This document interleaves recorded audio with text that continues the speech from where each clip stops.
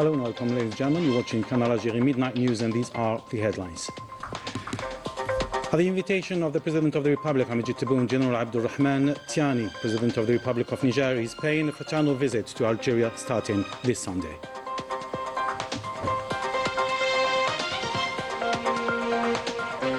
Algeria and Niger explore new dynamic for bilateral cooperation along shared borders.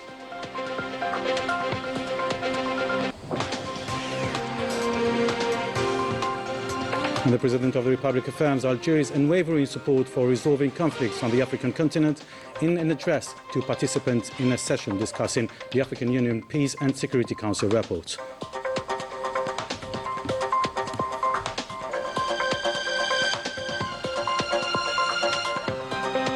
And social instability worsens as home evictions operations continue in Morocco. Welcome back. At the invitation of the President of the Republic, Hamidji Tebboune, General Abdulrahman Tiani, President of the Republic of Niger, is paying a fraternal visit to Algeria on the 15th and the 16th of February at the head of a high-level delegation.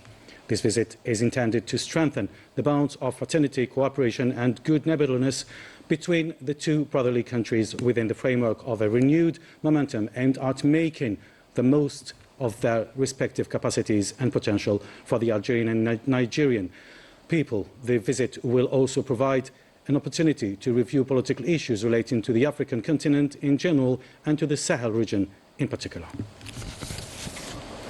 Relations between Algeria and Niger are strengthening. Algiers and Niamey are demonstrating their commitment to building a solid and pragmatic partnership based on stability and regional cooperation. Rani Al-Bahri. And Niger share decades of partnership, solidarity and cooperation rooted in historical, social security and economic ties.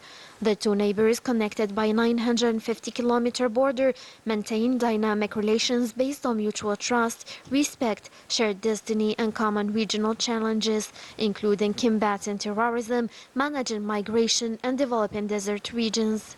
On security, Algeria shares its extensive expertise with Niger through a dialogue-based approach that respects national sovereignty. Niger considers Algeria a key partner in regional coordination and knowledge exchange.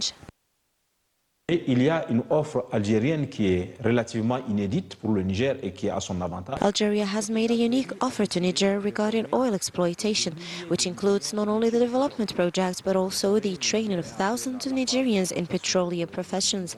This comes as Niger has been in the oil production phase since 2011, and the package emphasizes preparation and skills development before full-scale exploitation, a crucial step for the country's energy sector.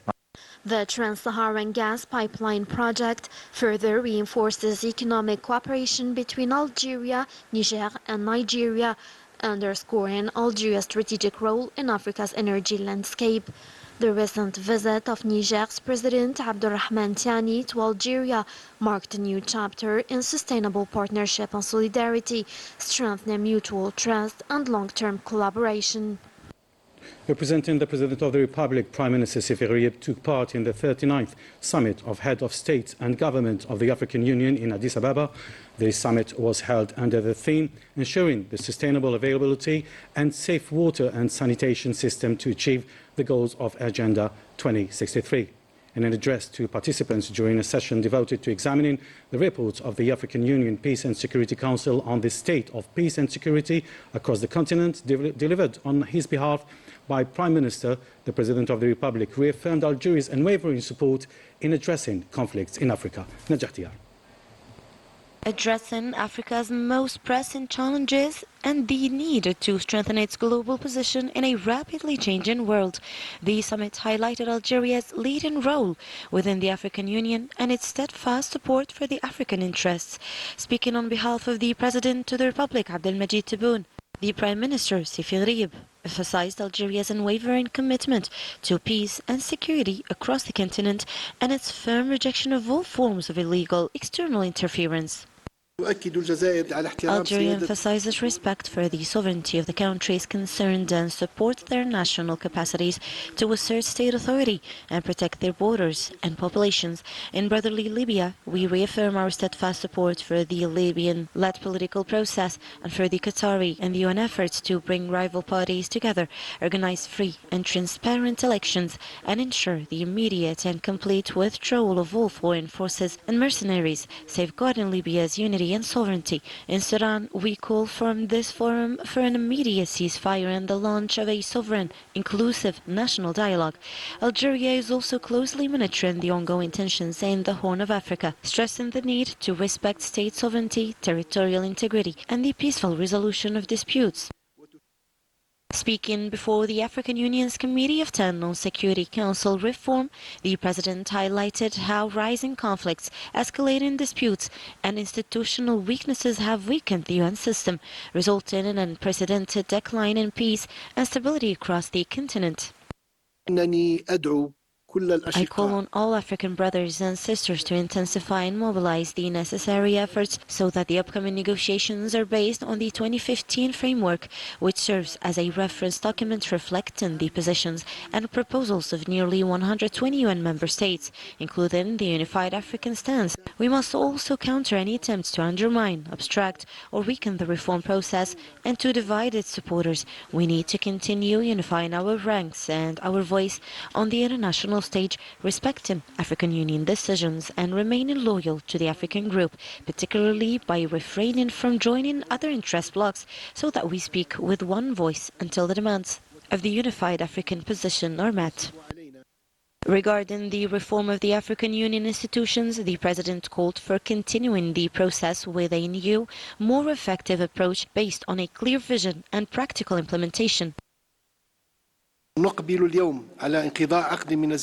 now approaching a decade since the launch of this reform process in 2016, a process that has, for the most part, achieved relatively satisfactory results based on clarity of vision, practical implementation, and a pragmatic approach that considers our material and human capacities and aligns with existing legal and administrative frameworks. It has relied on a flexible, gradual method, addressing reform issues on a case-by-case basis rather than through comprehensive approaches that could drain our resources and weaken the effectiveness of our decisions. Reiterating his stance, the President stressed that the ultimate goal of the reform process is to build a more effective and influential African Union, one that can fulfill the continent's aspirations and reinforce Africa's role as a responsible and balanced actor on the global stage.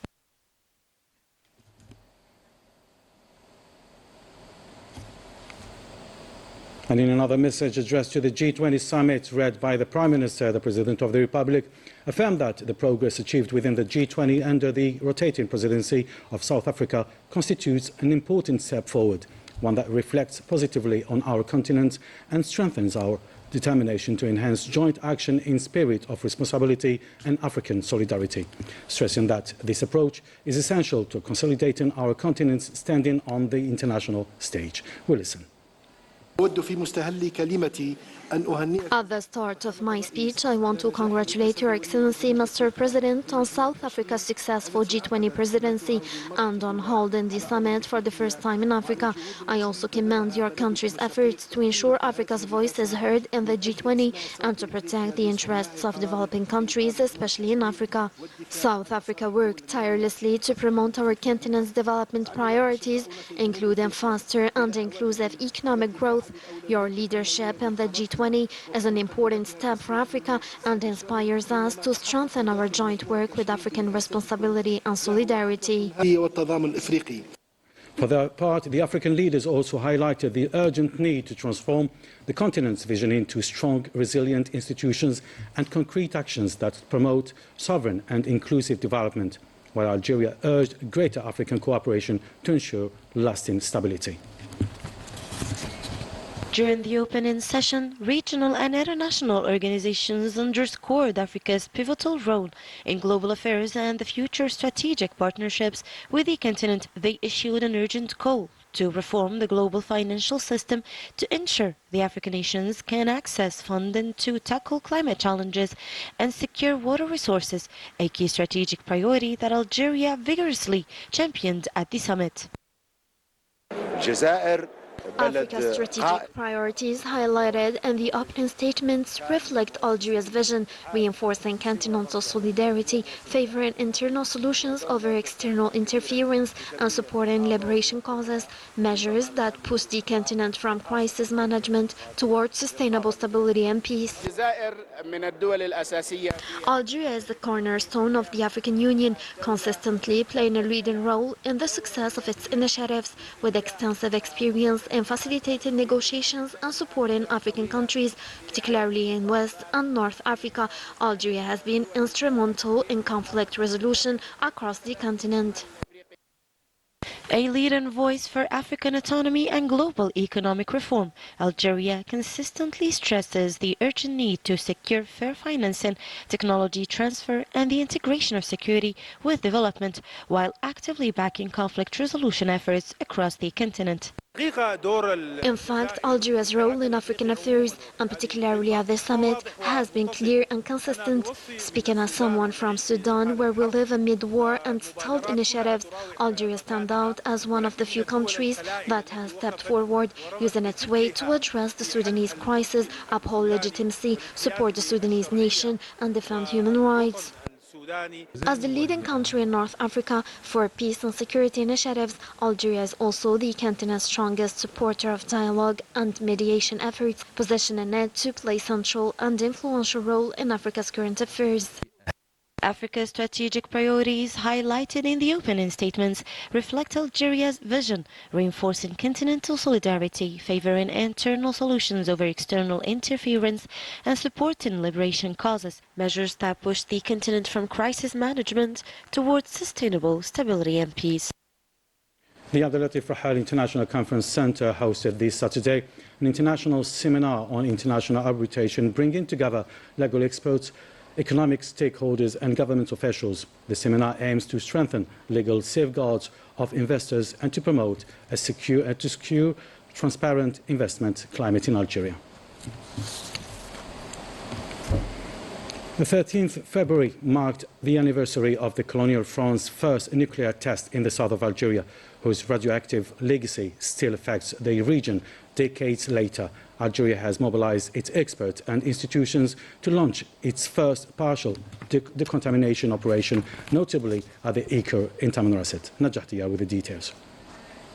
Following decades of planning, studies and interministerial coordination, spearheaded by the Ministry of the National Defense, Algeria has launched the first partial decontamination operation at the Berlin nuclear test site in Eker, Tamanrasset, carried out by the national experts using domestic equipment. The site was the scene of a failed underground detonation, the most hazardous in terms of radioactive fallout, with a yield equivalent to 150,000 tons of TNT, 10 times that of the Hiroshima bomb, triggering fissures, gas leaks, a radioactive cloud, and a radiation-laden flows that contaminated vast areas and devastated biodiversity for hundreds of kilometers. To this day, the regions remain affected by contamination from cesium-137 and plutonium, enduring consequences of nuclear crimes whose health and environmental tolls persist despite ongoing efforts by France to obscure the truth. Following a thorough assessment of environmental pollution and associated health risks, the Algerian experts from multiple sectors have established a first-of-its-kind partial decontamination camp at the site, intended as a model for the comprehensive rehabilitation of other contaminated areas. The identification of radioactive zones in Algeria's deep south has been hampered by French archival records, but Algerian experts remain determined to overcome these obstacles and decontaminate every centimetre of the affected sites. And in Morocco, social insecurity continues to rise, with demolitions operations on homes ongoing, leaving many families without any shelter, a critical situation that nevertheless appears to leave the Mersin regime indifferent. Rani al-Bahri. This isn't just injustice, it's much worse. The feeling Le of sentiment injustice grows d'injustice grandit daily, chaque fueled jour, by the nourri par arbitrary les décisions decisions of arbitraires the du Mahsen, Mahsen qui which is s'acharnent sur une relentlessly population targeting a déjà en population proie à une already grande living in précarité. extreme poverty. Dans plusieurs In several villes, des dizaines cities, de maisons ont dozens of été réduites en houses have gravats been en un reduced temps to record. rubble Les in pelleteuses record continuent time. de raser les Bulldozers maisons destroy sous le homes regard as impuissant de owners leurs watch in propriétaires. despair. This land is ours with all our papers dating back to 1920. For us, what's happening is a settlement project. They won't hesitate to do to us what they did to the cousins. These demolitions and forced displacements worsen the social impact in scenes that move both young and old to tears. We walked 2 kilometers to fetch water, and it's 2026. Isn't that unfair? We've reached the point of using barrels to collect rainwater to meet our needs. If we destroy our homes and end up on the street, we'll be the laughingstock of every other country. The bulldozer's logic prevails over solutions. Neighborhoods vanish, promises stay unclear, and the poorest families are left to face hardship alone. Well, that was the Midnight News. Thank you very much for joining us. Stay tuned on Canal Algérie. Bye for now.